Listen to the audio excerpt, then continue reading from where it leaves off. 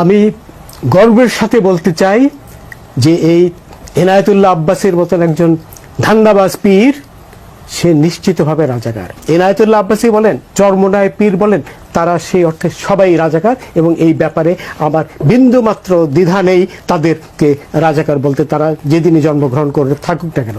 এবং সাইদির ব্যাপারটাও এসছে, দেখুন আমার আজকে আমরা সাইদি প্রসঙ্গটা আলাপ না করি। আচ্ছা যাই হোক, আমি সাইদিকে ফাঁসি দিয়েছিলাম, শুধু এইটুকুই বলি।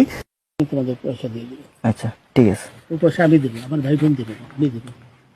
আমরা আমাদের পয়সার কোনো প্রয়োজন নেই, ঠিক আছে? আপনি যদি সেফটি মানে ফালতু লোক 2 টাকা একজন ফালতু লোক, আমি এই দেশে এত কষ্ট করে এসেছি কি বাংলাদেশে ফেরত দেওয়ার জন্য? জি না জানে না। আচ্ছা ঠিক আছে। বিচারপতি শামসুদ্দিন চৌধুরী মানিক